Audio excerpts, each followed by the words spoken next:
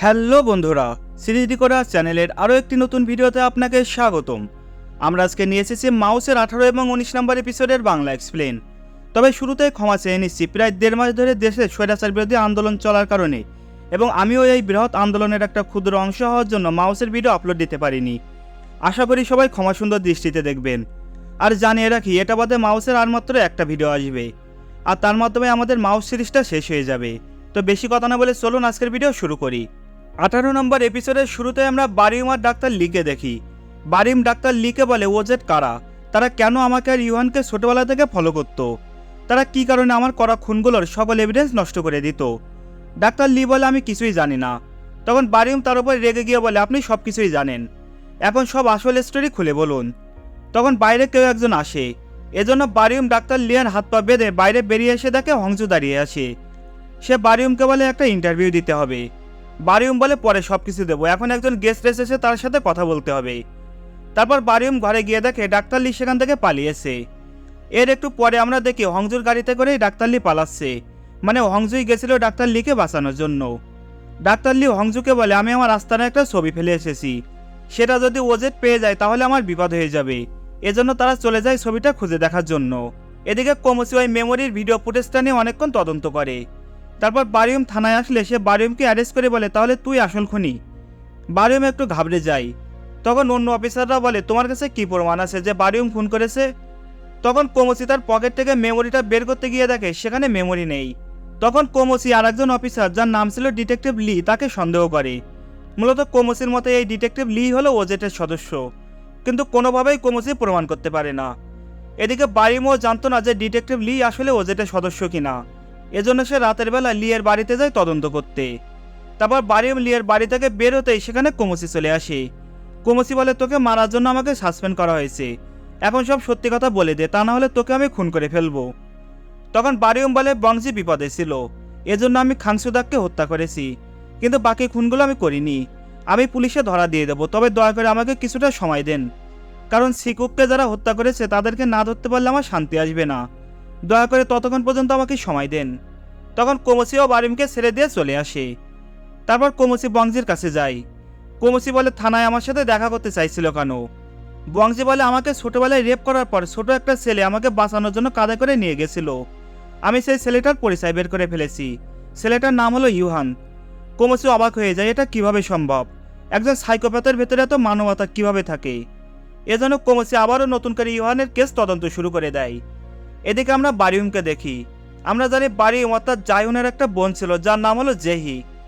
জায়ুনের বাবা মাকে মেরে ফেলা হলেও জেহিকে সেদিন পর থেকে আর খুঁজে পাওয়া যায়নি। বারিউম জানতে পারে তার বাবা মায়ের খুনি সংসুহ একটা আশ্রমে প্রতি মাসে টাকা পাঠাতো, এজন্য বারিউম ওই আশ্রমে যায় বিষয়টা নিয়ে বিস্তারিত জানতে। তারপর বারিউম তার বোন জেহিকে খুঁজে পায়। এখানে একটা কথা বলি, জেহি ছোটবেলা থেকে প্রতিবন্ধী ছিল, তবে জেহি কারোর থেকে কিছু শুনলে সেটা হুবহু বলতে পারত। এখানে আমাদের ফ্ল্যাশব্যাগে জেহির হারিয়ে যাওয়ার বিষয়টা দেখানো হয়। যেদিন জায়হুন অর্থাৎ বারিউমের বাবা মাকে সংসুহ মেরে ফেলে সেদিন বারিউমের আরেকটা ছোট ভাই ছিল যার নাম ছিল জেমিন, সে জেহিকে জানালা দিয়ে বাইরে পাঠিয়ে দেয়। তারপর কেউ একজন জেহিকে এই আশ্রমে রেখে যায়। বারিউম জানতে পারে জেহির সাথে দেখা করার জন্য মাঝে মাঝে ইউহান আসতো। এখন ইউহান কেন আসতো সেটা আমরা একটু পরেই জানতে পারবো।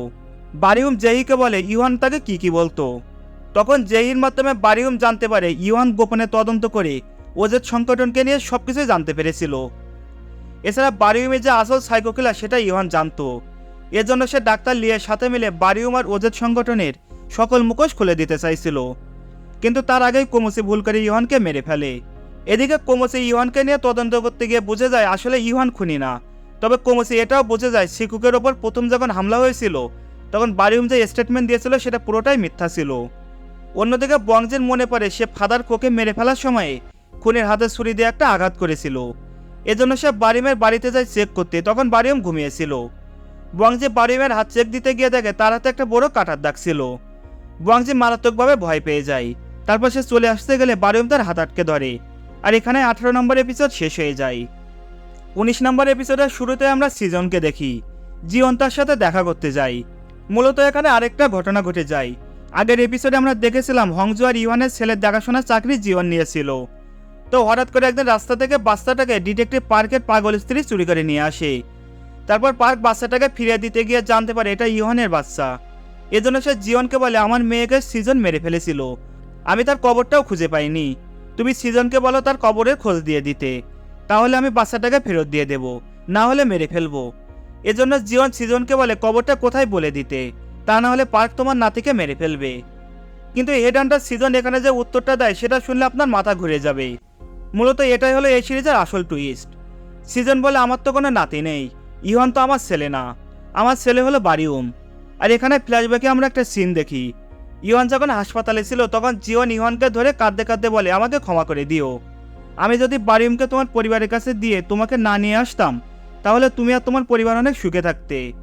এখন জিওন কেন বারিউম আর ইহানকে পাল্টাপাল্টি করেছিল সেটা আমরা একটু পরেই জানতে পারবো। তো যাই হোক, জিওনের এই কথাটা বাইরে থেকে সিজন শুনতে পাই, আর এজন্যই মূলত সে ইওয়ানের ব্রেন দিয়ে বারিউমকে বাঁচিয়ে তোলে, মানে তার নিজের ছেলেকে। আর কথাটা শুনে জিওন অনেক শক খেয়ে যায়। এদিকে একটা সিন দেখানো হয়, 18 নম্বর এপিসোডের শেষে আমরা দেখেছি বারিউম বংজের হাত চেপে ধরে। এই সিনের একটু আগের ঘটনা, বারিউম যেই সাথে দেখা করে বাড়িতে সে প্রচণ্ড কাঁদতে থাকে, কারণ যেই মাধ্যমে বারিউমও জেনে গিয়েছে সে হলো হেডহান্টার সিজনের ছেলে। তারপর তার কাছে বংজি আসে, কিন্তু বংশী কথা ঘুরিয়ে বলে আমি এমনিতেই তোমার কাছে এসেছি, তারপর সে চলে যায়। কিন্তু বারিউম বুঝতে পারে বংশী তার হাত চেক করতে এসেছিল। এদিকে কোমোসিও তদন্ত করতে করতে জেনে যায় ইউহান সিজনের ছেলে না, তবে সিজনের ছেলে যে বারিউম সেটা কোমোসি জানতো না। যাই হোক, সে আরও তদন্ত শুরু করে দেয়। আমরা জিওনকে দেখি, সে বসে বসে কাঁদতে থাকে। তখন আমাদের ফ্ল্যাশব্যাকে আরও একটা স্টোরি দেখানো হয়। মনে আছে প্রথম এপিসোডে ডাক্তার লিয়ের কাছে জিওনের সাথে আরও একজন মহিলা টেস্ট করেছিল যে তার বাচ্চার মধ্যে ওই স্পেশাল জিনটা আছে কিনা। মূলত তার বেশ কিছুদিন পর ওই মহিলা জিওন তাদের নিজেদের বাচ্চাকে চেঞ্জ করে নেয়। তারা চুক্তি করে যদি কোনো বাচ্চার মধ্যে দানব হওয়ার সম্ভাবনা দেখা দেয় তাহলে তাকে মেরে ফেলা হবে। যেহেতু নিজের হাতে নিজের বাচ্চাকে মেরে ফেলতে কষ্ট হবে সেজন্য তারা বাচ্চা পরিবর্তন করে নেয়। তারপর থেকেই জিওন ইউহানকে বড় করে, যে মূলত ওই মহিলার বাচ্চা, আর বারিউমকে বড় করে ওই মহিলা। তারপর সিন আবারও প্রেজেন্টে আসে, আমরা হংজুকে দেখি, সে জানতে পারে তার বাচ্চাকে পাওয়া যাচ্ছে না।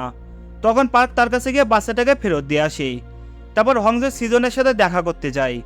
আর এখানে আরও একটা টুইস্ট দেখানো হয়, আমরা জানি ডিটেকটিভ পার্কের মেয়েকে সিজন মেরে ফেলেছিল, যার কবর এখনও পাওয়া যায়নি। আর এখানে আমরা জানতে পারি এই হংজুই হলো ডিটেকটিভ পার্কের নিজের মেয়ে। কিন্তু হংজু এটা জানার পরেও কেন নিজেকে লুকিয়ে রেখেছিল সেটা আর একটু পরে জানানো হবে। হংজু সিজনকে বলে আমি তোমাকে মেরে ফেলবো। সিজন বলে কিভাবে? হংজু বলে সেটা তুমি ধারণাও করতে পারছো না। তারপর সে চলে আসে। আমরা বারিউমকে দেখি, অবশেষে সে তার খালাকে খুঁজে পেয়েছে, মানে তার নিজের খালা না, যে তার খালা সে যে এতদিন তার সাথে ছিল। সে এখন শহর থেকে অনেক দূরের একটা দ্বীপে তার বাচ্চাকে নিয়ে থাকে। বারিউম তাকে বলে সবকিছু সত্যি সত্যি বলে দাও। তখন তার খালা সবকিছু বলতে থাকে। সে বলে আমি ওজেটে জয়েন করলে আমার দায়িত্ব পড়ে তোমাকে দেখাশোনা করা আর তোমার সকল কার্যক্রম ওপর মহলে রিপোর্ট করা। ওজেট থেকে তোমাকে আর ইউহানকে ফলো করা হতো, কারণ তাদের দরকার ছিল তোমাদের মধ্যে কে দানবে পরিণত হবে সেটা খুঁজে বের করা। পরে তারা জানতে পারে তোমার মধ্যে দানব হওয়ার প্রবণতা দেখা দিচ্ছে, এজন্য তারা ইউহানের ওপর নজরদারি বন্ধ করে দেয়। তবে ইউহান পরে সবকিছু জানতে পারে। ওই দিন ডিটেকটিভ কোমোসি তাকে না মারলে ওজেট মেম্বাররা তাকে মেরে ফেলতো। এদিকে ডিটেকটিভ শিনের ওপর দায়িত্ব পড়ে বারিউমের বাড়ির আশেপাশে সিসিটিভি ফুটেজ চেক করার পর শিন বারিউমের বাড়ি থেকে একটা ল্যাপটপ খুঁজে পায়। তারপর শিন অফিসে ফিরে আসার পর জানতে পারে তার স্ত্রীর মেয়ে হবে, এজন্য তাকে হাসপাতালে যেতে হবে। শিনের কাছে ল্যাপটপটা ছিল। তখন অফিসার লিয়াসিয়া শিনকে প্রস্তাব দেয় মদ খেতে যাওয়ার, কিন্তু শিন রাজি না হয়ে চলে আসে। তখন কেউ একজন এসে শিনকে মেরে ফেলে আর ল্যাপটপটা নিয়ে চলে যায়। শিনের মৃত্যুতে বারিউম অনেক কষ্ট পায়। তারপর থানার মধ্যে তারা শিনের মৃত্যু নিয়ে তদন্ত করতে থাকে। তখন কোমোসি সিনিয়র কোমোসির জন্য একটা ডাক্তার ডেকে নিয়ে আসে, কারণ সে হাতে আঘাত পেয়েছে। ডাক্তার কোমোসিকে একটা ওষুধ দেখিয়ে বলে এসব খেলে তো আপনার নিজের ওপর কোনো নিয়ন্ত্রণ থাকবে না। কোমোসি অবাক হয়ে যায়, কারণ এটা তার ওষুধ না। তখন তার মনে পড়ে এই ওষুধ সে বারিউমকে খেতে দেখেছিল। তারপর কোমোসি বারিউমের ডাক্তারের কাছে যায়। ডাক্তার কথা ঘোরালেও কোমোসি সবকিছু বুঝতে পারে। কোমোসি একটু প্ল্যান করে চলে আসার ভান করে। তখন ডাক্তারটি কোনো একজনকে ফোন করে সবকিছু জানিয়ে দেয়। একটু পরে কোমোসি আবার ফিরে আসে আর টেলিফোন থেকে নাম্বারটা নিয়ে সেটা লোকেশনে চলে যায়। অন্যদিকে বারিউম দেশের প্রেসিডেন্টের বউয়ের কাছে আসে। আর সবকিছু অর্থাৎ বারিউম ইউহানকে নজরে রাখা ওজেট সংগঠন বানানো এই সবকিছুর মূল মাস্টার মাইন্ডার হলো এই প্রেসিডেন্টের বউ। বারিউম তাকে বলে ডাক্তার লি আমাকে একটা ঠিকানা দিয়েছিল, বলেছিল এটা আমার নেক্সট টার্গেট, এজন্য আপনাকে খুন করতে চলে আসলাম। আর এখানে এই এপিসোড শেষ হয়ে যায়। বন্ধুরা, মাউসের লাস্ট এপিসোডের ভিডিও পেয়ে যাবেন এই সপ্তাহেই। ততক্ষণে সবাই ভালো থাকুন, সুস্থ থাকুন। পারলে দেশের বন্যার্ত মানুষের পাশে দাঁড়ান। মহান রাব্বুল আলামিন তাদের সবাইকে হেফাজতে রাখুক। চ্যানেলে নতুন হলে একটা সাবস্ক্রাইব করে রাখতে পারেন। এতক্ষণে সাথে থাকার জন্য সবাইকে অসংখ্য ধন্যবাদ।